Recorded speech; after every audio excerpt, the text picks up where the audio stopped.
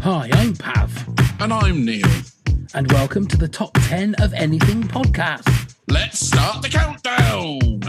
10, 9, 8, 7, 6, 5, 4, 3, 2, 1. The moustache, whether bushy, long, curly, neat, pencil thin, sharp or droopy, the one thing it always is hairy. Some tashes are famous, some infamous, but all are recognizable, some even iconic. Here's Neil with 10 tash-tastic moustache facts. Thank you very much, Pav. So here we go. The King of Hearts is the only king in the deck of cards without a moustache. Very nice. Ooh. The average man spends 6 months of his life shaving and moustache grooming. Just give me all the bacon and eggs you have. In Eureka, Nevada, it is illegal for men with moustaches to kiss women. He really is an idiot. Police in India's Madhya Pradesh estate are sometimes paid bonuses to grow their moustaches because they're believed to command more respect. Hard cheese. How's this for moustache grooming? Noblemen in the Victorian era ate soup with a special moustache spoon, equipped with small barriers to protect their moustaches. Yes! In 1967, the Beatles included cardboard moustaches in their album Sgt. Pepper's Lonely Hearts Club Band because the band members were all sporting moustaches on the cover. Yes! The first historical artifact depicting a moustache dates back to 300 BC. It shows an Iranian horseman with a thick black moustache. Yes! There are between 10,000 and 20,000 hairs on a man's face, and the average moustache has 600. Yes! Albert Einstein was not seen without his moustache for over 50 years. He really is an idiot. And according to the Guinness Book of Records, Ram Singh Chowdhury holds the world record for the longest moustache, spanning 14 feet long. He has been growing it since 1982. Yes! Wonderful. Facts that none of us knew. Thank you, Neil. Thank you very much. Thank you. When we thought of the famous moustaches, there's only one person that we could think of. And if there is ever a definition of ironic, it's the fact that the man that we choose to do the famous moustaches doesn't have his famous moustache. No, absolutely. I feel well, a charlatan to you all, and I can Ladies only and gentlemen, apologise. Mr. Tim Downie is joining us.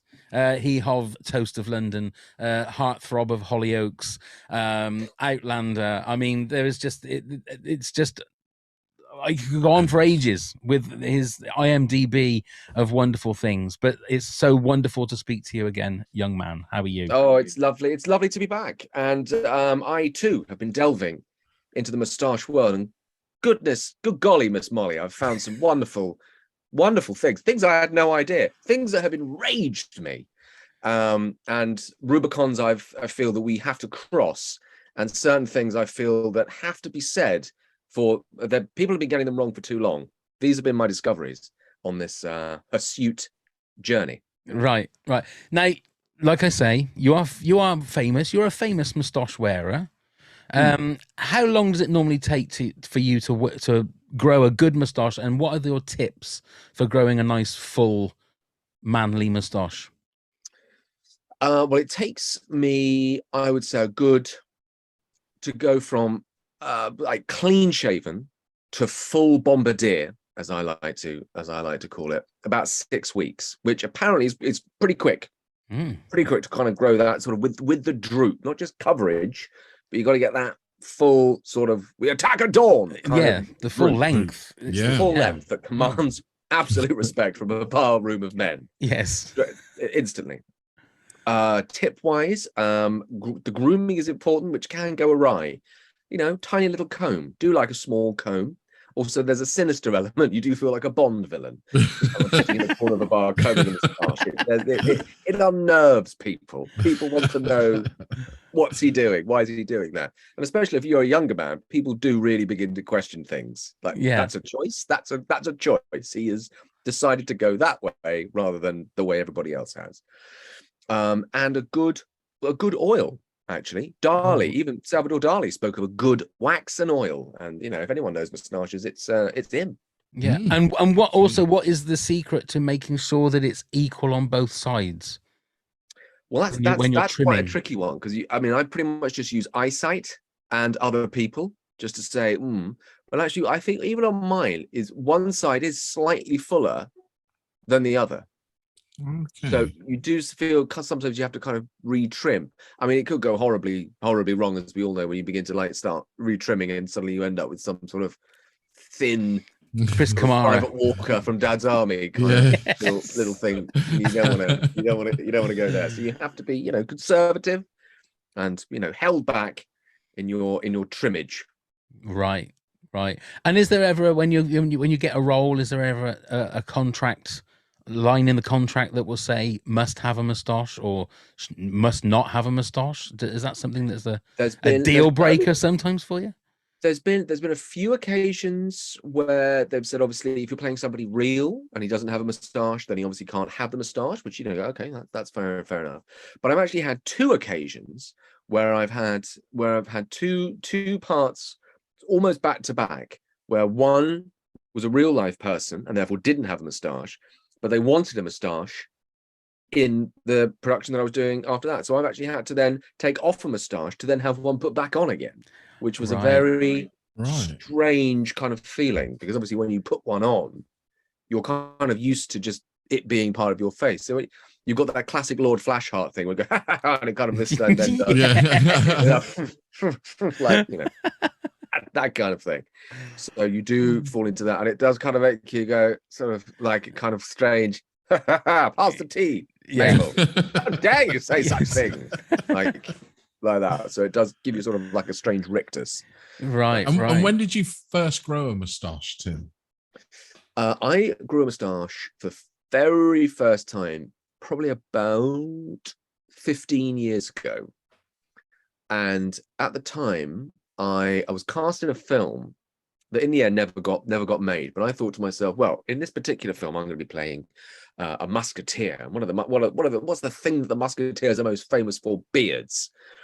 So I'll grow a moustache, like a little kind of pointy beard thing. I'll do that, and they can do what they want, but it'd be quite fun to grow. And also, it unnerves other actors to see strange facial hair. Implies you're working, you little shit. What are you doing?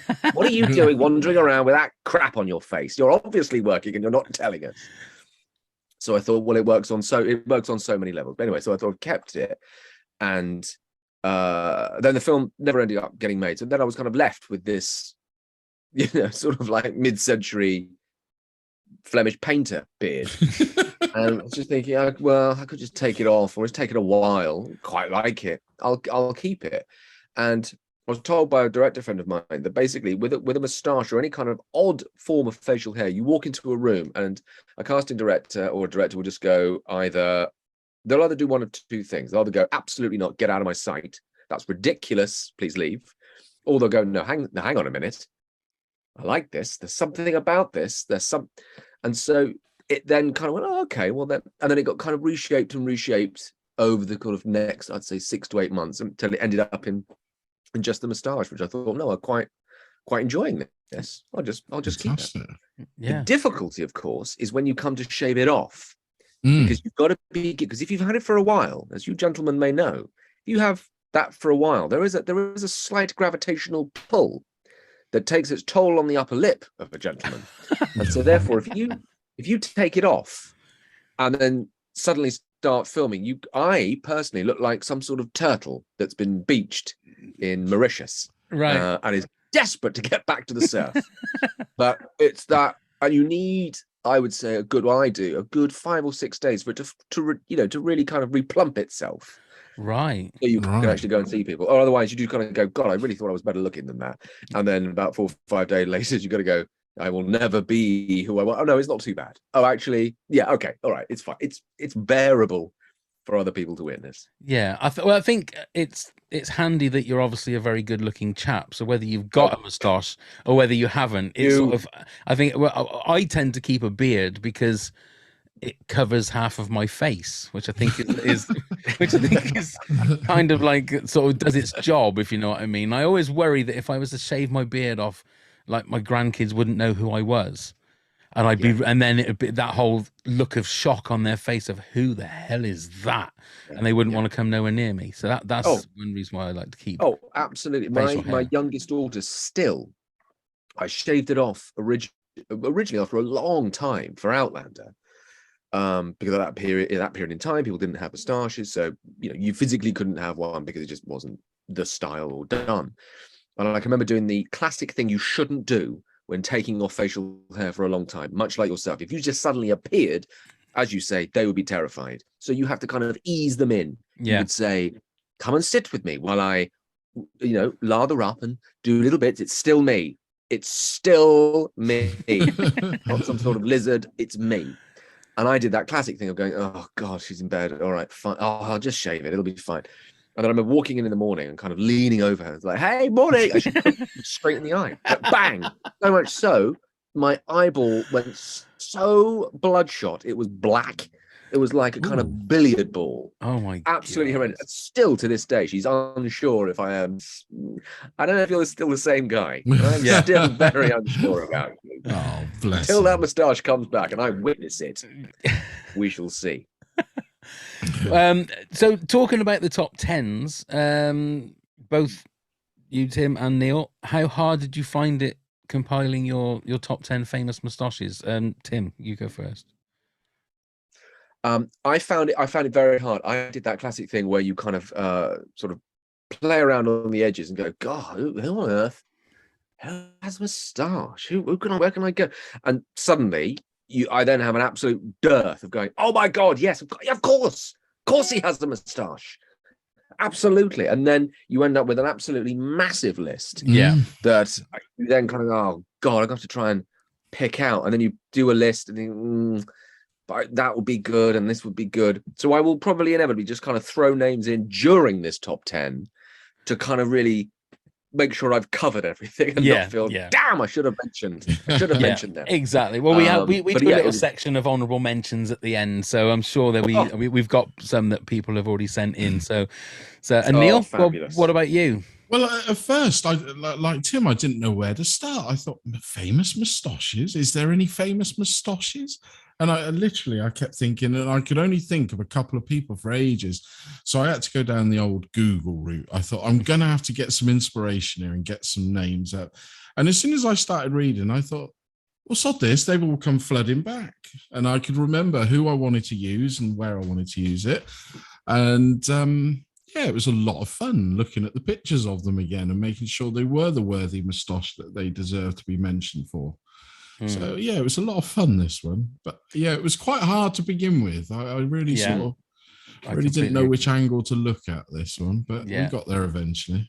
Wonderful. Well, we will delve in. I have a couple of things I want to talk to you about as well after we've done our top 10, Tim, which sounded like I was a headmaster of a school, there, isn't it? Would you see me after? Mr. Downie, yes, I've got a few things I want to talk to you about.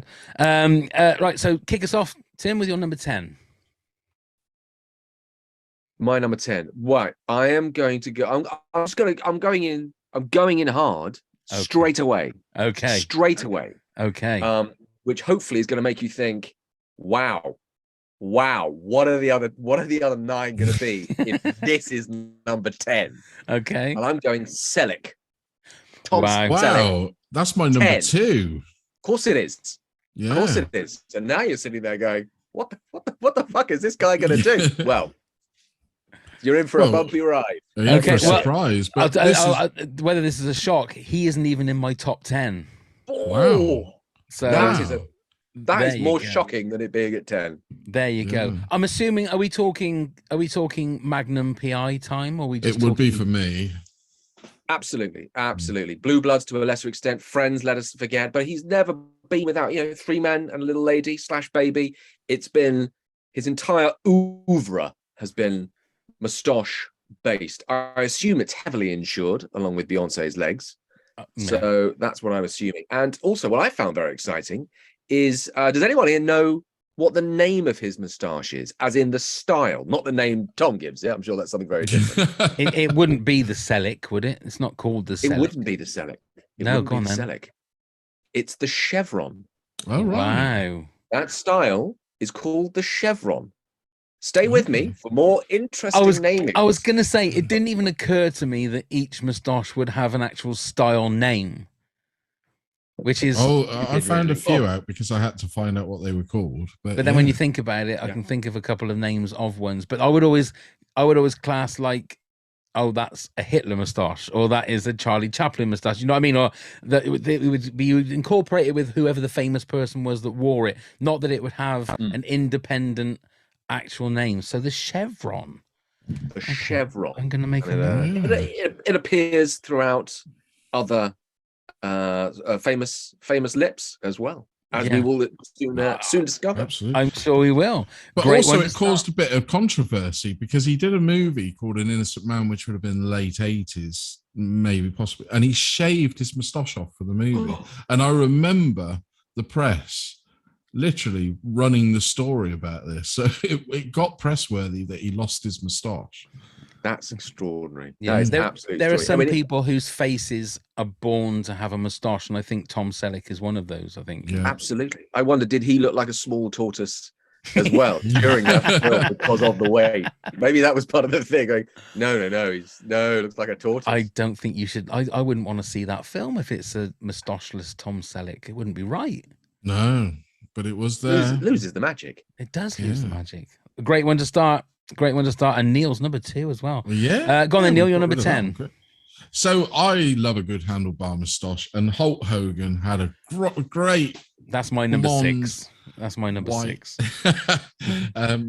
Handlebar moustache. Now, I would be envious to grow a handlebar moustache like this. I can get a moustache, but I have a little gap between here and here on my beard. So I would never get one because it would look odd if I grew the handlebar moustache, stopped there, had another gap, and then went down there.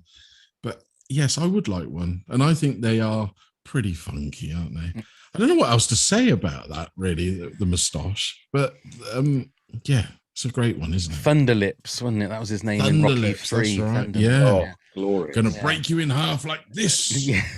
I've had a handlebar moustache once. We went on a holiday to Scotland, and I have no idea why I decided to shave in that way. And it was only for that holiday. I think as soon as I came home, I don't know what I did with it. Because I think I have had a moustache, but mine doesn't grow full enough, if that makes sense. It just doesn't have the body to do it. But it's definitely a choice. Handlebar moustache, that kind of one, and it's blonde as well. Blonde moustache, bright blonde, isn't it? Yeah, tend to be if you're far enough away, you can't quite make it out. Well, you could on him because he was always so well tanned. Well, that is true. That's true. If anybody's seen the Kim Kardashian photos today where she's gone blonde and done blonde eyebrows, it looks like she's just completely got rid of her eyebrows. And she's got her ass hanging out as well. I mean, that wasn't blonde. That was just big. Yeah. Kind of things. Okay. Well, I'm going to absolutely rock your world now, gentlemen. Go on then. I'm going to honestly. This was something that took me aback. This was one of my things that went, oh my god, that is not a handlebar moustache. Is it not? Talking about? It is not. It is a horseshoe moustache. Wow. Well, makes perfect Hulk Hogan sense now. has a horseshoe moustache. Merv Hughes has a horseshoe moustache. Right. But what, pray tell, is a handlebar moustache? I hear you cry from the rafters. That wouldn't be Jimmy Edwards had a handlebar moustache. Yes, it would. So a handlebar moustache is one that comes off the face and creates a handlebar. You can have tiny ones, you can have long ones, But the ones that come down the face, a la Village People, that's a horseshoe moustache. I'm learning I was so much. very pleased when I read that. Thomas Hardy, big handlebar moustache wearer. Wouldn't think it. Handlebar moustache, you wouldn't think Thomas Hardy. Wyatt Earp, handlebar. Ladies and Okay. gentlemen, I mean, please, I mean, if this isn't worth coming and being a patron for all of the information you're learning tonight, ladies and gentlemen, this is amazing. I mean, seriously. What? I mean, You know, honestly, Stalin, handlebar. You'd never think Stalin was the handlebar moustache wearer, but he was. He was. There you go. You learn. Just There you go, operating Neil. facts. We've been schooled on the handlebar moustache because I would have put my week's wages on Hulk Hogan being a handlebar moustache. But ladies and gentlemen, is a horseshoe moustache. And it makes perfect sense when you think It about does make absolute sense. Now you said it out loud, and now Yeah. we've got a visual. You Yeah. go, yeah. We Of won't course make it that is. mistake Of course again. That's for sure. Okay, my number 10, and I'm sure Mr. Downey will tell us what kind of moustache it is. Burt Reynolds from Smokey and the Bandit. Oh, that's my Cannonball number Run. 3. Is that your number 3? Yeah. Wow. It's another Glorious. person That's- that I associate with moustaches. And another Absolutely. He's guy My that- number 6. Your number Just so- 6. My number 6. That's another guy that never looked the same, never looked as rugged and handsome without a moustache. Burt Reynolds. He always looked great with facial hair. Yeah. And I mean, his films were fantastic, but as a person, just under the cowboy hat, the moustache, you know, the wig, if he was, you know, not wearing a hat, maybe, but Allegedly. allegedly, yeah, an iconic, and even in like Boogie Nights when it's grey, when he's got the grey moustache, still Oh, looks absolutely Yeah. fantastic. I think is that the first one where all three of us have got him? Yeah. So, ladies and does. gentlemen, Burt Reynolds. Right then, Tim. So, is Burt Reynolds the same as a Tom Selleck? Is that a chevron moustache? Would you say? No, it's not. It's a Oh, walrus. really? Walrus. Oh, Right. walrus. That's what that's called. It's when it's slightly heavier and it begins to just droop down the sides but stops. Wow. It's straight, that's something different. But then it just pulls down a little, it's a walrus. It's a walrus.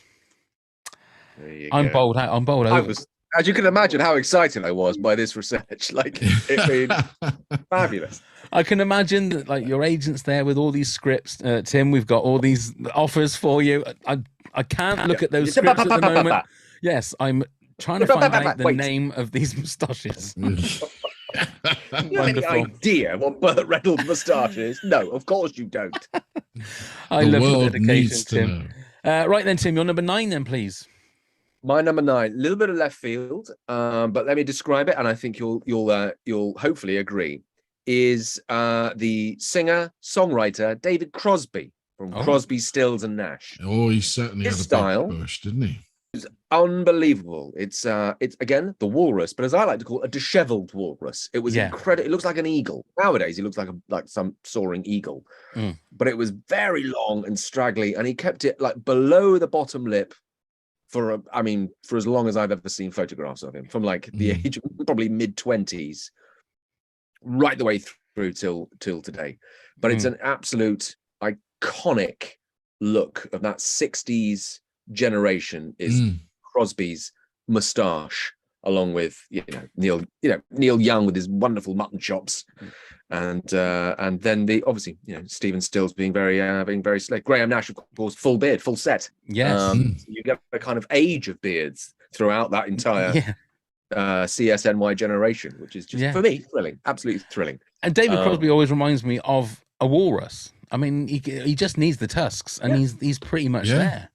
Oh God, yeah. And he's quite annoyed at things mostly, so that all comes into play.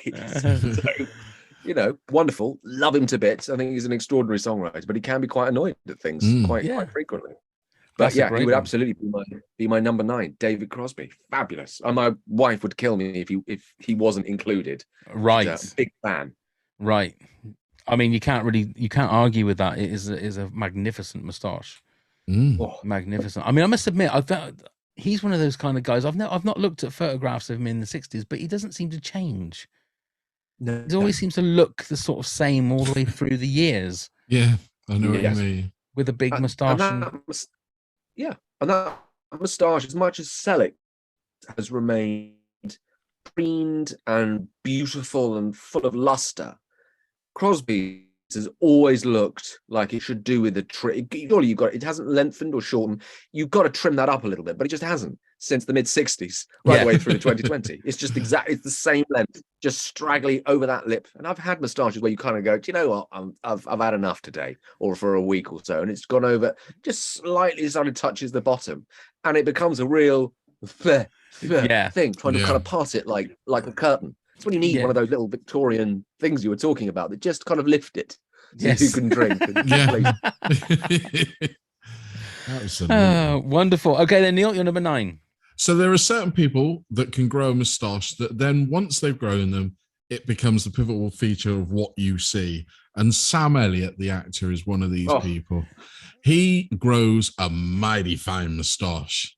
Another person that you always associate his performances with moustaches as well. Yeah, that's my number 5, especially the Tombstone moustache. Yes, you see that must have been a handlebar, I would say. Yeah. Isn't that a handlebar one, the Tombstone? I suppose it would. It would be handlebar. Yeah, probably handlebar. Would, yeah. That handlebar, unless it has, because there's other ones where you got little soul patch or slightly longer soul patch with this, and that's the Zapper, apparently. Oh, right. Because didn't he have a little soul patch in Tombstone, or was it just? I don't know. He might have had a little kind of pointy. Yeah, I can have a look. Or is he just like whiskery and then with the big moustache? I can't remember. But he's always got such a great moustache, hasn't he? He's just one of those people. Yeah. He knows how to get a full moustache. No, it was just a tash. It was just a tash. He is one of those guys. Go on, Tim. No, I was just going to say, also in Big Lebowski as well. He's in Lebowski, isn't he? He is. The cowboy at the bar, and he just kind of describes the sort of tumbleweed. That's right. And Roadhouse, he was Patrick Swayze's mentor in Roadhouse, with a cracking moustache. Nobody mess with you when you got a moustache like that. He's always got just a great moustache, a great head of hair, great moustache. He's just like one of those guys that had the genes were perfect when it came to the hair, which I always get very, very. Then it was such a maudlin, and I start like getting wistful when I start talking about great heads of hair because it just passed God, me I by. bet he just wakes up and just leaves. Yeah, what an arsehole. Exactly. Oh dear, right. My number 9. Now this is a first for this podcast. What episode number is this? 59, and I've never done something in a top 10 where we have the guest here as the person that's in the top 10. So, ladies and gentlemen, my number 9 is Tim Downie. Wow. Because if there is anybody that wears a moustache in such an immaculate condition and looks so cool, it is our guest right here. And like I say, I was going to say, watch on YouTube, because just look at that moustache, ladies and gentlemen. And he hasn't got one. So get some sort of like Sharpie. Yes, there will be a picture coming up of you in Toast of London, because I think that is the quintessential Downie moustache. I think that should be called a Downie. They should call that a Downie. I think so. I think we should start that cult without a shadow of a doubt. Absolutely. Absolutely. As soon as we said that we were going to do this as a top 10, I thought, well, I have to put you in the top 10. And I thought it's going to be a little bit too much if I put you at number 1. I just really think, but I think your place in my top 10, I think, is assured and should be celebrated. So, well, bless you. And I would say that is probably that's a high ranking, and I would class that as an utter win and an honor. And you're above Burt Reynolds. I mean, it can't get any better than that. It does not get any better than that. But I might as well. This has been great, guys. Thanks very much. No problem. It'll be on all the movie and TV websites tomorrow. Tim Downie retires from acting as his moustache is better than Burt Reynolds. There you go. It'll be the headlines. People would understand. People would understand. Of course they would. Of course they would. Makes a lot of sense. Right. So, Tim, you're number 8, please. Right, number 8. Little bit left field again. I'm going to go Edgar Allan Poe. Oh, okay. Now his style, the lampshade, Just thought I'd throw that in as well, just to keep that theme going. The The lampshade. lampshade. It's where it is slightly lower and then comes down like A lampshade. a lampshade. So it's fuller. It's not a pencil, but it's fuller, sort of half lip, and comes out. Anyway, and my reason for this was actually quite a good story that I was reading about Edgar Allan Poe, and that's the famous picture we know of Edgar Allan Poe, of him wearing a moustache. For probably about 95% of Poe's life, he never had a moustache. Oh, right. He just decided about a week or so before this photo was taken that he would experiment with facial hair, and just thought to himself, well, you know, maybe I'll grow a little something, see if that brightens my mood. Maybe, who knows? Yeah. Anyway, he grew this moustache, and then a friend of his says, oh, you know, I've got this newfangled thing called a camera. Why don't I take a photo? Yeah, all right, take a photo. And then boom, that's how we now know Edgar Allan Poe. But he rarely was a moustache wearer, although now we know him as a mustachioed raven. Yeah. That he.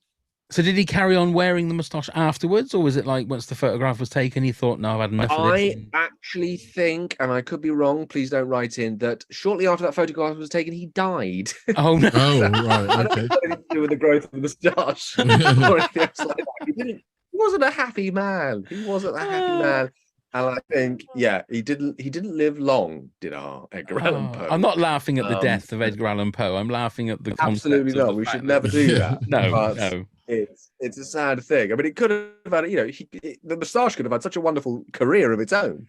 Indeed. But it was very much cut short, I feel. And yeah, so my 8 would be Edgar Allan Poe for the tragic story, and for the now captured in sepia his image forever, for every Halloween costume that will ever be when someone says, shall I go as Edgar Allan Poe? And no one's going to put their hand up and say, yes, but for 95% of his life, he never had moustaches.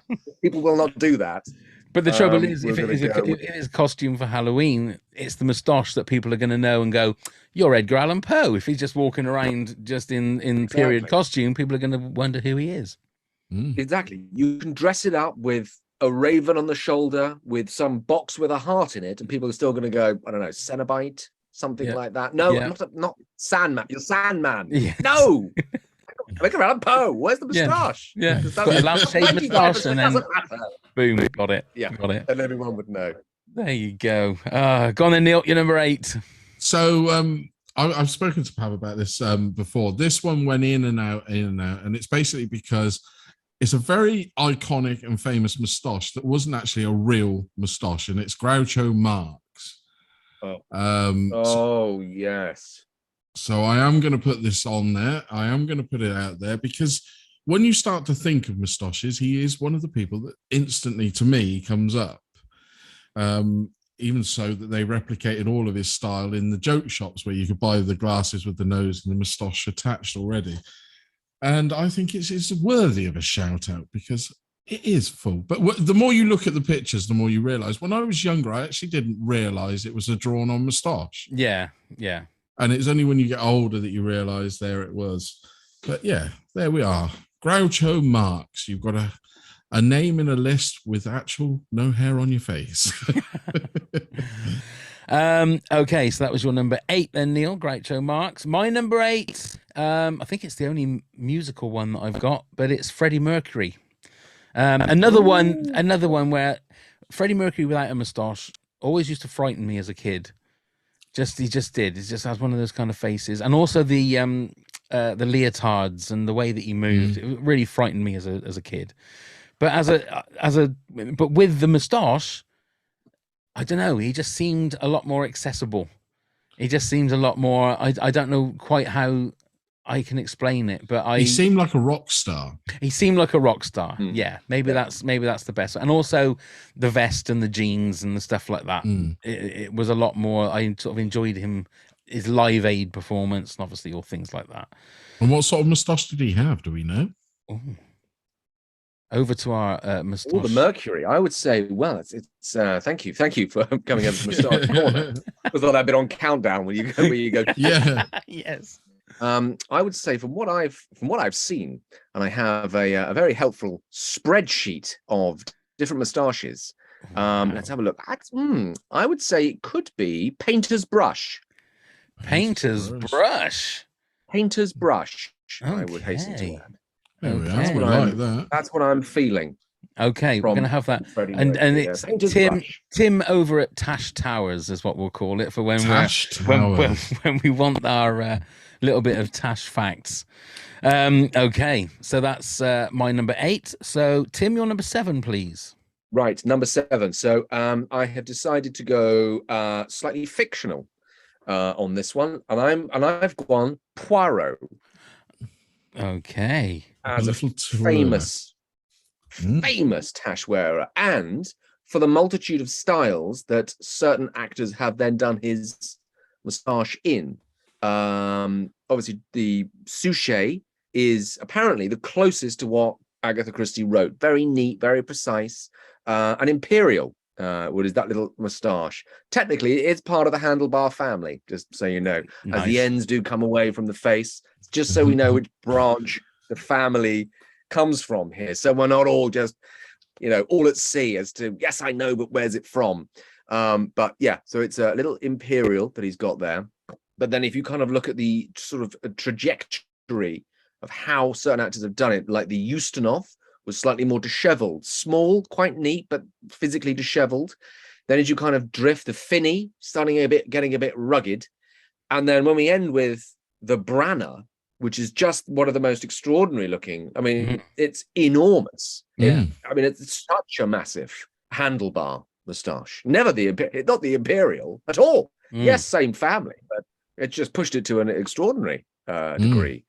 But yeah, I think Poirot is, it's part of his whole look, his whole thing. When he's awoken on the blue train, for instance, he has his moustache in a tiny moustache hammock in order to keep it neat whilst he's traveling, which I think we should all think about doing at some point. Nothing sexier, gentlemen. Nothing finer than to be woken in the middle of the night on your long train journey with a moustache hammock to rush outside with a candle.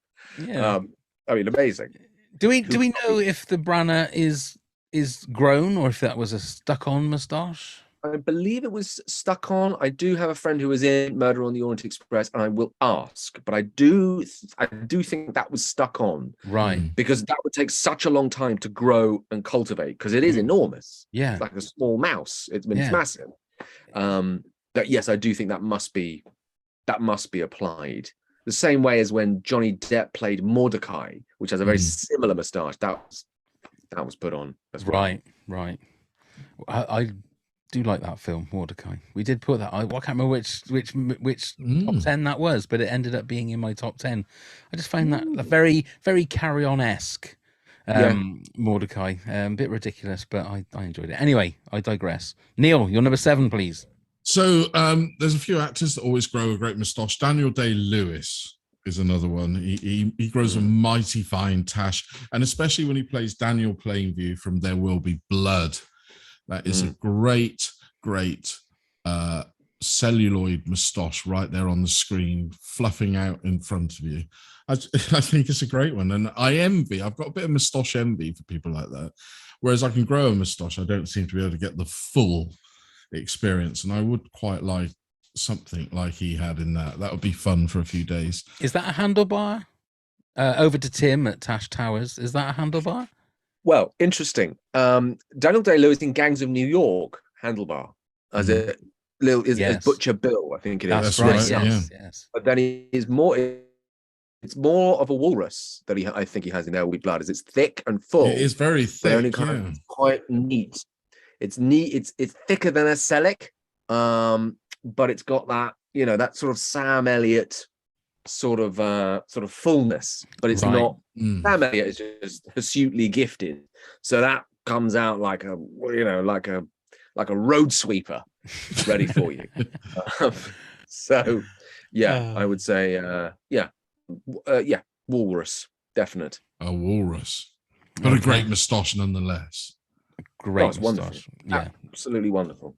Isn't it a thing of actors that they seem to have the gift of being able to grow great facial hair? Or I mean, there's a couple in my coming up in mind that they always seem to have really. But then again, how much of that is actually stuck on? Is it that good that you can tell between a stuck on beard and moustache and a real beard and moustache? I don't think you can I don't think you can. There is something about a real moustache and beard that just because it's just so much part of your face. You're not having to, and you'll see people kind of doing that and kind of rubbing their face and that kind of thing. And that's when you know that's real, because there's no way you could get away with, someone doing all that kind of stuff, or even pulling it to twirl it without it coming off. You just couldn't do that. But the fake ones do look good. You do have to be a little bit more sort of dainty with them. They don't give you as much freedom, which is why I liked having it for Toast and Upstart Crow and everything, and grew that beard for Upstart Crow, just because you think, well, if I'm going to have this now for the next 6 to 8 weeks, I'd rather just grow it in and just leave it, rather than constantly be having someone coming in going, just a little bit more. Okay, fine, thank you. Okay, we're ready. Is it fine? Is it okay? Okay. Yeah, it always reminds me of Star Wars Attack of the Clones. You can tell when they did the reshoots because Ewan McGregor's beard is shocking. It really is. That it is a stuck-on beard, because he's a very good beard and hair grower. He can grow nice things, and you can he also, like you were saying earlier on about the way you talk when you've got a stuck-on beard or a stuck-on moustache, you can tell because his mouth is very sort of, he's going when he's laughing, because almost like he doesn't want the beard to peel off if he laughs properly. So it always puts me off.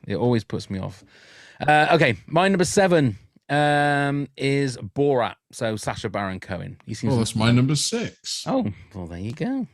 Ooh. It's now. I would love to know. I'm assuming that must be like, is that a chevron? Or is it a walrus? It's a very thick. I think it's a walrus because it's very full. It's high and full. Yeah, I would say that's probably a walrus. Yeah, and he seems to be another guy, Sacha Baron Cohen, that has no problems in being able to grow any kind of hair. I mean, like, as in facial hair. I mean, he seems like he's the sort of guy that would be hairy everywhere. I don't know, but looking at him, you could sort of imagine that he is. He does a lot of waxing, I would imagine. I don't know him. I don't know whether he does, but you just imagine that if he just let it all just go, he'd be hairy everywhere. Yeah. Feels a little bit too personal. I'm saying Sacha Baron Cohen. I don't know him from Adam, and I'm just saying that he's just got hairs everywhere. But it's a great. It also is very good as a comedy tool within that character, isn't it? It's the look, the whole look. When you first saw the publicity stills of him with the mankini, giving it all that with his was hilarious back then. I mean, obviously it's been done to death, and we've seen it many times replicated or tried to be done, but it worked so well. The moustache was a part of the costume that made it so funny. Well, it was a way to change the view from him being Ali G to being Borat, wasn't it? And just a different part of his costume, like you said. Right, so that was your number 6 now, wasn't it? Right, so we're at number 6. So Tim, Burt Reynolds was your number 6. Burt Reynolds, my number 6 with the walrus. Neil, your number 6 is Borat. It was. My number 6 was Hulk Hogan. So now it's back to you, Tim, with your number 5. What a sort of a hub number 6 was. Goodness indeed. Now look at that. We've all come together, ready all aligned. Yeah. Right. So my number 5, Richard Pryor. Oh, okay. One of my absolute comedy heroes. A great moustache wearer, and wore it sort of probably. I think the moustache is kind of one of the unsung things about Richard Pryor, because it makes it very funny. Yeah, as well. It's a great addition. Is it what Superman is he in? It's not 3. as great as Superman 2. 3. Superman no, 2. 3. Sorry, 3. Superman 3. Sorry. Yeah, and he's brilliant. It's not the greatest film in the world, but he's brilliant in that. And that moustache plays its role really, really well. And he's just a phenomenon anyway. And I just think that just adds that little element, much like the Borat thing does with comedians, is a moustache kind of just elongate, it widens the face. It kind of gives an extra kind of dimension to comedy. That's why, you know, Chaplin does it in the Great Dictator, and why it's such a sort of funny thing. It's a humorous thing, and as an appendage, it's the kind of that's good. And there are such enormous, great comic creations that play on that moustache. And so Richard Pryor, and I would almost put in brackets Eddie Murphy as well, because I wouldn't have even thought, oh yeah, of course he does have a moustache. And again, you just kind of don't realize that he does. Yeah. There are certain people as well that, like I've said, that some people have faces that are born to have moustaches. It's when they have moustaches, and then when you see them without them, is it that they feel more welcoming when they've got a moustache, or there's something a little bit more? Just I don't quite know how to explain it. Is it like a doormat? No, it's like you accept the person more because they've got a moustache than when they haven't got a moustache. I don't quite. It's just a feeling of security that they feel that they look better with a moustache than without. I'm not explaining myself very well, because there was a couple of films I remember watching Richard Pryor in that didn't have a moustache, and I thought it doesn't look right. I don't feel comfortable until the toy was one that he had that he had a moustache, and it was one of those kind of movies that I really enjoyed him in it, and obviously things like Stir Crazy and stuff like that. See No Evil, Hear No Evil. That with Gene. You go, brilliant. It just adds that extra something to already, you know, an extraordinary performance. It just gives it a little edge. That's a great one. Absolutely great one. Yeah. Go on then, Neil. You're number 5. So we talked about moustaches having performances and a life of their own, and comedy is obviously instrumental in a great moustache. So if I was to say the toothbrush moustache, we could think of many people, but I'm going to go for Oliver Hardy. That's my number 4. Ooh, wonderful. I'm going to overtake, because probably like Pav, it's the comedian comedians that I watched growing up religiously, and I still watch them religiously now. So it is a part and parcel of my childhood and humor building. Excuse me. We need to take this back from being called a Hitler moustache, Pav, and bring it back to being known as a toothbrush moustache, I think. I know, but it would have to be somebody very, very brave to bring that back to the fashion of the day. I believe Richard Herring tried it for a while, didn't he? Yeah, he did. He really did to try and bring it back. Brave. Very brave, very brave. But I mean, it was obvious. Now, if I'm right, did Hitler get the idea of the moustache from Charlie Chaplin, or was it the other way round? I think it was Hitler got it from Charlie Chaplin, didn't he? I believe Hitler very easily could have got it from Edgar Allan Poe. We just don't know. I mean, it could have gone all the way back. He might have been a very big Poe fan and thought, I like that. As a man who's worn a moustache all his life, it was 95% I didn't. and is Neil right, Tim? Is that called a toothbrush moustache? It is. Well done, Neil. Indeed. It was, you see, a little bit of research. Very impressed, Neil. I'm very impressed. Well done. So my number 5 was Sam Elliott. For me, it's specifically Tombstone is the one that I'm very impressed with. So Tim, your number 4, please. Right, and now we're getting to the business end. Yeah. And so this was tricky. So how do I put these in, and where do I put them? And then I was thinking, do I put this in? Do I not? I was playing around with it. And then I thought, you know what? I'm going to do it, because the minute I say it, you'll have an image and you'll go, yeah, absolutely. And that is the KFC Colonel. Absolutely. That is the classic Van Dyke moustache, obviously named after, as I said before, the Flemish painter, but not often considered to be Flemish in origin. More so, we think about that style of moustache as being like a gunslinger, like Doc Holliday and things like that. But it is in fact Flemish in its origin, and family tree of said style moustaches. Other ones in the family would obviously be the circle moustache, Will Smith, for instance. Borat, not Borat, obviously Ali G. Right. Circle goatee, like David Brent, things like that. They are all part of the Van Dyke family.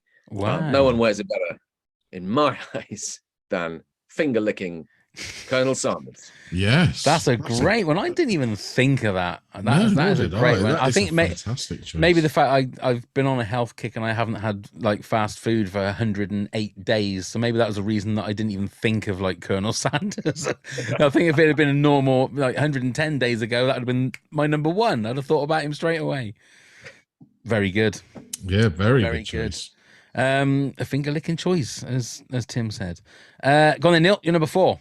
So this is a moustache out of a particular movie from an actor, and it's we've spoken about it on numerous podcasts. When we talk about this film, we always bring up this guy, Kurt Russell in The Hateful Eight, has what I would consider a behemoth of a moustache. Yes. And boy, doesn't he wear it well. He really does. And there's Moustache MB again. It is just looks so plump. I don't know what the word would be. Yeah, it's a great, full, glorious. Yeah. Yeah. All those words can be banded around to Kurt Russell's moustache in The Hateful Eight. I mean, he grows great facial hair anyway, but I think I think that one really does stand out as a highlight of his facial hair roles. I agree. I would agree. I will absolutely agree. Okay. I concur. I almost feel like you should be like twirling your moustache while you say that. I concur, sir. Would you? Who would like an amusing fact about Kurt Russell's beard? Oh yes, Please. please. Anyone? Yeah. Oh yeah. Brilliant. No brainer. The style of Kurt Russell's beard in that particular film is called the hula he. It's a hula he beard. It's where you get big mutton chops, and then it joins into a moustache. It was the style favored by, to a lesser extent, Lemmy from Motorhead had a very similar thing, but it's a bit more chiseled.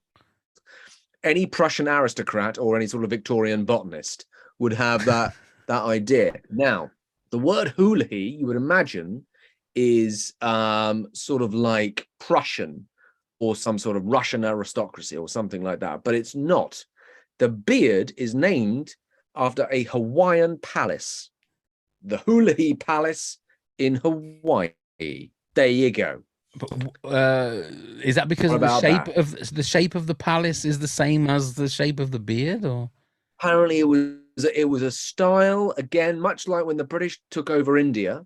They didn't really have any facial hair, but then when the English did, they started growing that handlebar moustache, which then became a style within the kind of officer classes.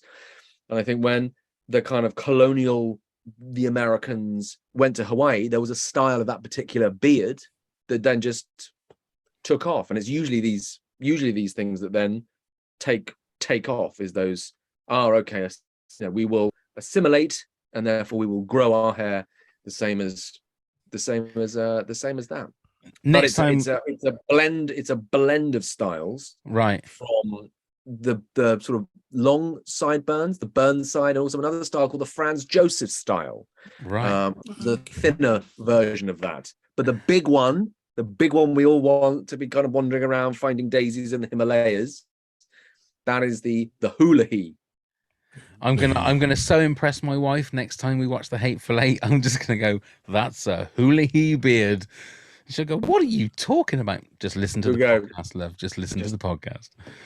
Wonderful. Honestly. Okay. Thrilled with that. Again, that was fantastic. Yes. Well done.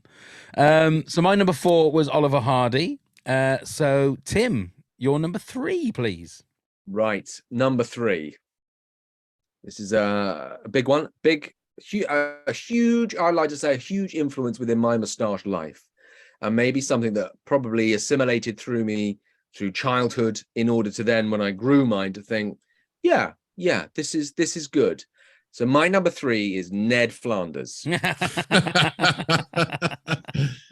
And Oakley because that Oakley indeed Dokley, because it's a phenomenal moustache. It's rarely kind of mentioned. I think he shaved it off once or twice during the entire Simpson oeuvre. I think one time was because Homer said, "You've got to shave that off because people think you got something to hide," and then he ended up getting a commercial, didn't he? He goes, "Oh, look at all these residuals that keep going in. But Philander's style, I don't think I can do any better than to quote him in what his style is. He is referred to his moustache as the nose neighbor, Mr. Tickles, the soup strainer, the cookie duster, the push broom, and obviously my personal favorite, Dr. Fuzzenstein. So I think, yeah. That is a fantastic one. That is awesome. I mean, it is. I mean, with your moustache, if they ever do a live action Simpsons, you got to at least go up for an audition for that. Absolutely okay. I mean, obviously, Yeah.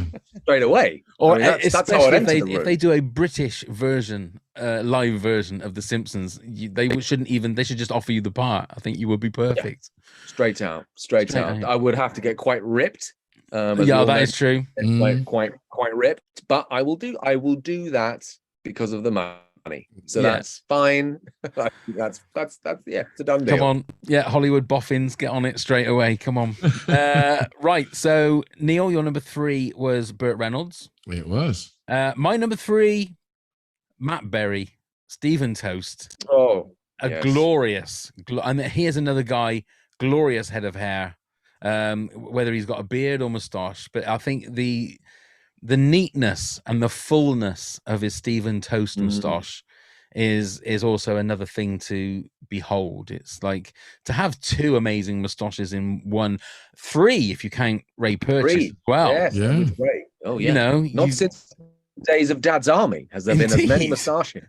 Only 3 at one time. But even then, Dad's Army didn't have. Let's say it as it is. Yeah, they didn't have those as full and glorious moustaches as they have in Toast at London. Not. So he had to be in there. Apologies that he is above you, but it is.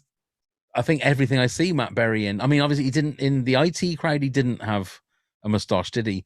But he has that wonderful, luxurious, thick, wavy hair that is glorious anyway. It's the full package. You instantly know when you kind of see that hair with the streak with the moustache. You instantly know, and that's why it's such a genius comedy creation. Is you need those little things that you go, yeah, I know exactly what that is. Yeah, and with the word yes, you go, yeah, you instantly. You get it, and that's why it's in that. I mean, you've been in the presence of that moustache. Is it as glorious in real life as it is on the screen? Oh yeah, there's nothing fake about that. That's a full luster bang. There it is, like a bear's been just foraging. Yeah, inside that has left that as a little gift. Yeah, it's magnificent. It's wonderful to see. And when you kind of bring Purchase into that, like that whole sequence when we were doing the dubbing for the German porn. That's one of the greatest scenes ever. 3 very strong moustaches in one space. I love that. There's a space-time continuum. I love that scene. Yeah. Just for anybody that is listening, if you become a member of Patreon, I will put that scene in the video playlist for our patron, just so that noise I just made then has some kind of context. Yeah, you'll understand what I mean when I was making that noise.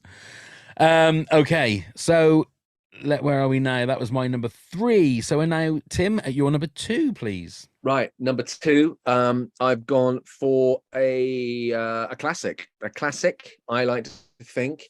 That brings together many styles of comedy, many different types of humor, some very old school and some very nostalgic and vintage, but I've gone for Dick Dastardly as my number 2 from Wacky Races. The moustache itself, yes, it's a handlebar, I hear you cry. Of course it is, but it is also also known as the Englishman.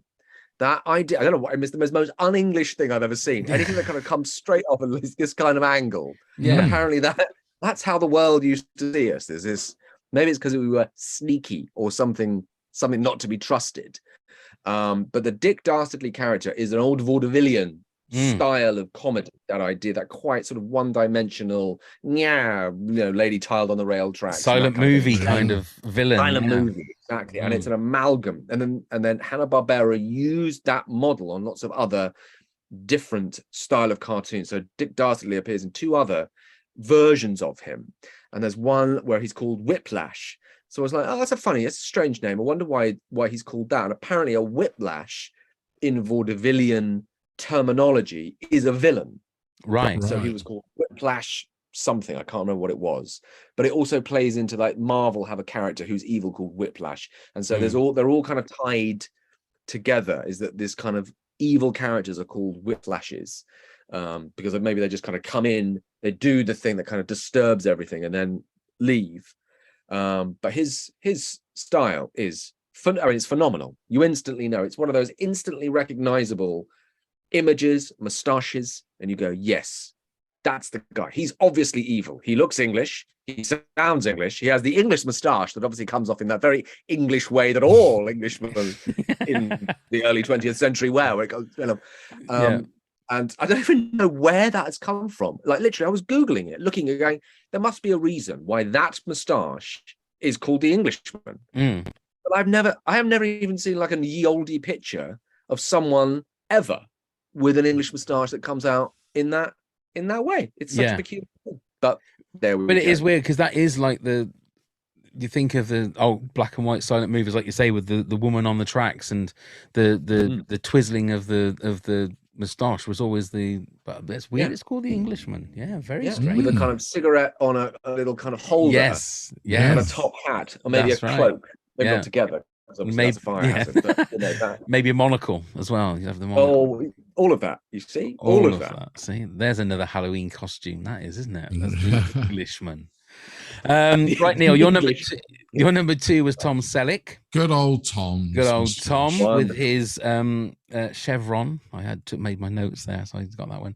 My number two is Ron Swanson from Parks and Rec. So Nick Offerman, another one who's very good at growing any kind of facial hair. He's a very impressive, great head of hair as well. But the one thing is, it's like you said, Tim, about Stephen Toast. The moustache is part of that character's makeup, if you like. That's part of his costume, is this strong, thick, like a broom moustache. So is that a walrus moustache? That's a walrus. Is it? That's wow, I'm getting good at this. Straight down the line walrus. My God, man. That's it. You're going to know what to ask for in the barbers come Monday. I'll tell you what, I'm looking forward to the exam after this this little bit of stuff that we've been sorting out. But yeah, I think Nick Offerman is fantastic. Anybody that have you seen Parks and Rec? I told you a few months ago, I've only just I'm a new convert to it, so I'm only on to the second series at the moment. But right. I am Tim, enjoying it. Have you I've seen the whole thing. Yeah, and he's brilliant. It just, that moustache kind of frames his face in that kind of stern, unmoving, it's got to be breakfast foods. Yeah. Kind of just sense of sort of irritation at the world and just kind of annoyance that things aren't the way they should be. But that moustache gives him that. As much as it opens up Ned Flanders is friendly, that gives Swanson that air of don't even come near me. Don't come near me. Don't talk to me. Don't even bother me. Yeah. Just give me steak and whiskey and a cigar, and I'm happy. That's all he wants in life, to keep himself happy. Okay, so before we announce our number ones, Tim, would you like to give us a countdown from 10 to 2? Then Neil will do the same, and then I'll do the same. So number 10, Tom Selleck. Number 9, David Crosby. Number 8, the most famous moustache wearer of all time, Edgar Allan Poe. But 95% of the time, he didn't have a moustache. 7. But 95% of the time, he never wore one. Yes. Number 7, Poirot in all his many guises. Number 6, Burt Reynolds. Number 5, Richard Pryor. Number 4, Colonel Sanders of KFC fame. Number 3, the Ned Flanders is. Number 2, Dick Dastardly. Don't say a number one yet. Number 1. No, don't say number 1 yet. Wonderfully done. Wonderfully done. Neil, your 10 to 2, please. So at number 10, we have the mighty fine Hulk Hogan. At number 9, the illustriously bushy Sam Elliott. Number 8, the fake Groucho Marx. Number 7, Daniel Day-Lewis as Daniel Plainview in There Will Be Blood. Number 6, Borat. Number 5, Oliver Hardy. Number 4, Kurt Russell in The Hateful Eight. Number 3, Burt Reynolds. And number 2, The Selleck. Nice. Mine is number 10, Burt Reynolds. Number 9, the one and only Tim Downie. Number 8, Freddie Mercury. Dale. Number 7, Sacha Baron Cohen. Number 6, Hulk Hogan. 5, Sam Elliott. 4, Oliver Hardy. 3, Matt Berry. And number 2, Nick Offerman. So, Tim, what is your number 1 most famous moustache? My number 1 most famous moustache has to be Salvador Dali. Okay. He even wrote a book about his own moustache called Dali's Moustache in 1954, where he styled himself in 28 separate images in different styles of his extraordinarily famous moustache, of which the style now is known as the Dali, but originally was known as the Menju moustache. That very thin, almost Englishman, no, slightly more rakish, that comes down and then is twisted or maneuvered. But that very thin, long style, again, within the handlebar family, let's not forget this, let's not lose sight of that. No. Is the Menju moustache. But yes, Dali, without a doubt, use it in art, and it is so desperately iconic for his whole look and his kind of looseness and everything he stood for. It Dali's moustache is seminal, famous. So for me, Salvador Dali. Is it unique? Is there anybody else famous that has ever had that Dali moustache? That long? No, I can't. I genuinely cannot think of anyone, especially the way it was kind of so long and kind of curled up. Yeah. I can't think. I mean, there probably is. I'll probably be proved very wrong, but I can't think of anyone that has such a kind of, because it's such a distinct, strong look. It's not like just having a big moustache. It's such a sort of an art thing that possibly only someone who is an artist could kind of carry that off. Or someone that works in East London or that does voiceovers. That kind of thing could really carry off. But I think so. I think it's it's totally unique. And and if there is one, then it's absolutely copied because of Dali. Yeah. Great one. Go on then, Neil. You're number 1. So he's been mentioned already. He has a painter's brush moustache. It is, of course, Freddie Mercury. I associate Freddie Mercury with a moustache like a lot of people do. He, of course, had a career without it, but we don't count that because it wasn't the days where I was young and bopping along to it.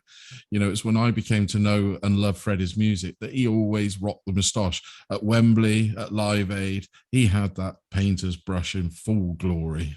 And I think, it was the first person I thought of, and my most iconic moustache was Freddie in, I suppose the 80s, wasn't it, really? Yeah, it would have been, yeah. Because it, again, sort of near the end of his life, it gone again. It went again, yeah.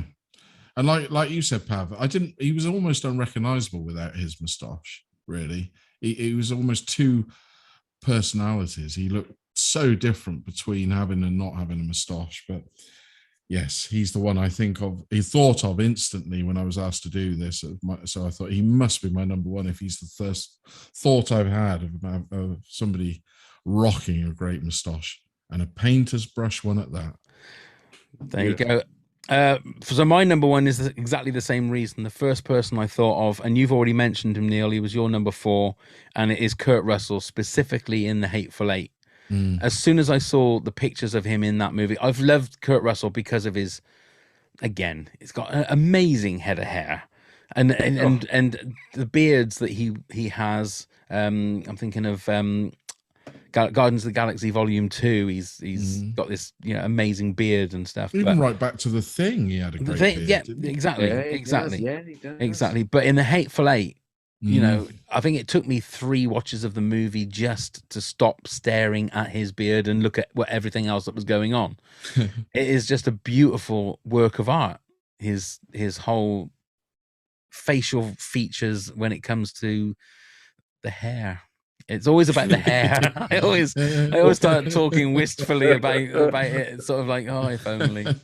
If only. That's if there was reincarnation, I'd come back as Kurt Russell's scalp. I think that's what I'd come back as. I think it's it is glorious is the word. Before we move on, let's do those quick honourable mentions. At And Why Not Pod said, obviously Burt Reynolds and Tom Selleck come top, but Kurt Russell has rocked some great tashes. Nick Offerman, Freddie Mercury, Hulk Hogan, Carl Weathers, Ned Flanders, Lionel Richie, and Clayne Crawford, mostly as Riggs in the Lethal Weapon TV series. And although it's not technically a moustache, but Groucho Marx's grease paint tash deserves a mention, as does Henry Cavill's Mission Impossible Fallout tash, just for the effect it had on the Justice League reshoots. Josh from Just Filming That Pod said Gary Oldman as Inspector Gordon in the Chris Nolan Batman films. Mm-hmm. So what would that be? Would that be a chevron, that one? I think it would. I'm trying to mentally pull it into my brain, but yes, I think it would. I think that's a chevron. I think that's a chevron. Yeah. At Downie Ducklings, as you will know, Tim, Milo Ventimiglia, is that right? As Jack Pearson from This Is Us, Freddie Mercury, Ron Burgundy is another good one, and Sam Elliott. The at FT LOL podcast, Earl from My Name Is Earl. At Just Films and That said Charlie Chaplin. At Melanie Boy 885 says definitely the one and only Tim Downie. And Stu Grant said there is only one, Burt Reynolds. So there you go. We did it. Now, before we do go, I have to say, ask you, Tim, the Brian Blessed Diaries. Oh, yes. They are glorious. Where did that all come from? It was something that Matt, James, and I were doing many moons ago. And we, first of all, did it as stand-up. Matt was doing it as stand-up. And then we moved into doing some shorts. We did some shorts for Warner Brothers a few years ago for Comedy Box. And then recently we all kind of got together again and thought, you know what, let's just make it. Let's just do some things and we'll just get it out there, you know. And we were sitting down writing stuff and we thought, this is very fun. If it makes us laugh and it's funny, then we'll just film that. And we filmed them very quickly. I've got slightly better at editing from the first one to now. I've worked out certain little tricks. You go, oh yeah, I can do this. And James films them. Matt delivers, you know, possibly in my eyes, the most perfect sort of Brian Blessed impression that you're ever likely to see. Indeed. And I also think it's beginning to transcend that even becoming an impression. It's becoming a character of its own now. Sort of over and above that. But yeah, it's great fun, and we just enjoy doing them and putting them out, and hopefully people really enjoy them. I defy anybody. It's like the Coke Pepsi test. If you close your eyes, you wouldn't know which one was Brian Blessed and which one was Matt, because the voice is absolutely perfect. Oh yeah, it's crazy. We will put a couple of the episodes in our video playlist. We'll link them to the YouTube videos so that people can see, because they are. I look forward to whenever I see on Twitter that another one's dropped. It's always just like 2 or 3 minutes just of. I mean, the Timmy Mallet one was just like. I couldn't. Yeah. I was watching that at work and I just couldn't stop laughing, and people were looking at me in a funny way because I was just laughing so much. So for people listening to this, then where would they find that? They're on the Real Brian Blessed Twitter page. So find it there. There's a YouTube page as well, at Real Brian Blessed. And also if you look on my page as well, Tim Downie 1. I link as well, so 3 different ways in order to for your viewing pleasures. Yeah, absolutely. And I'll put the link to the Twitter page and that on the show notes as well, just so it's easier for people to find it. We can just whack it on there, and then they can just click. Anything else you've got coming? I remember the last time we spoke, there were things you say, "Oh no, I'm not allowed to tell you about certain things." So, anything in the pipeline that you can tell us, or? I've just I can't remember the last one we were talking about, but there's the new series of Good Omens that will be coming out I think next year. I'm not too sure. But that was an enormous amount of fun to do. And again, an extraordinary cast, and to work, with Neil Gaiman, who is I'm just a huge fanboy of anyway. Yeah. And everything he does and the worlds he creates is just, just so much fun. And an extraordinary cast. And just to get to kind of play in that extraordinary world was brilliant and such fun. So yes, that's coming out, which I'm really excited by. And I just did a movie with Simon Pegg and Minnie Driver called Nandor, Fodor and the Talking Mongoose, about the famous paranormal story in 1932 of a talking mongoose who arrives to a Isle of a Manx farmer, me, and starts telling him the future and what's going on in the village. That was enormous amounts of fun to do. And again, another extraordinary cast. Christopher Lloyd is in it. Wow. Christopher Lloyd is in it. I mean, that was just extraordinary to be doing scenes with Christopher Lloyd. The man was in One Flew Over the Cuckoo's Nest. I mean, it's extraordinary. That's crazy. So yeah, really excited about that. So yeah, it's been very busy, which has been great. Some exciting stuff to see. Absolutely. Indeed. Oh, and I think when you very kindly came on the 24-hour podathon that I did back in January, and you kicked everything off with a wonderful telling of Go the Fuck to Sleep. It was a story for the ages. It was fantastic. I think I admitted to you that day that I hadn't watched Paddington. I'd never seen Paddington. I know. Well, I have seen Paddington now, and it is absolutely glorious. Absolutely, I didn't realize, and then so I straight away after that watched Paddington 2 because I didn't realize what I'd missed.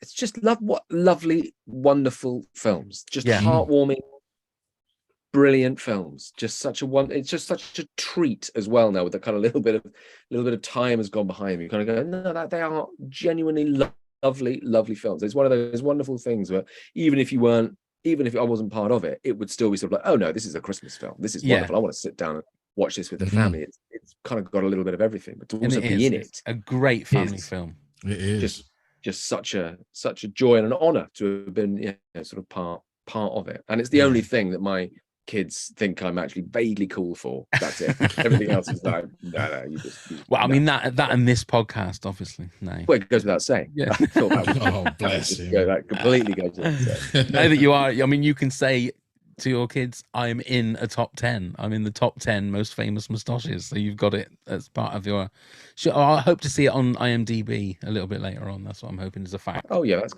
gonna push its way up. Yeah. Wait. Excellent. Before we say our goodbyes, Neil, do you want to tell everybody how they can get in touch with us and all that gubby? Yes, of course I will. So you can find us on all the social medias at Top10pods. Do please give us a like, give us a click, give us a follow, whatever it is you do. Email us at toptenpods@hotmail.com with any questions you may have or any ideas for a top 10. Please do come and support the pod at patreon.com/top10pods. Loads of rewards and gifties for you, include in maybe even being a guest yourself. Check out all of our links via the LINKTREE. You can find the link in the show notes. And please do come and subscribe. Leave us a review and a rating on wherever you get your podcast from. Thank you very much, Neil. Tim, thank you once again for spending some time with us. It is always a joy to speak to you. It genuinely is. Yeah, it really is. It's been loads of fun and educational. Well, the most there we go. Now, whenever you watch the Hateful Eight, you'll go hula heat, as you said. Hula heat. Yeah, a hula heat. And now you won't stop seeing them. It's going to be one of those things. You're going to go, yes, that man, hula heat. Yes, I see you. But no, thank you for having me on. It's been an absolute pleasure as always. So thank you so much, Neil. Thank you very much. Thank you very much, Pal. Thank you very much, Tim. Such joy, such fun, and such education. Indeed. Thank you. Like I say, Tim, thank you very much, Neil. Thank you, everybody, for listening and watching. And let's start the countdown. 10, 9.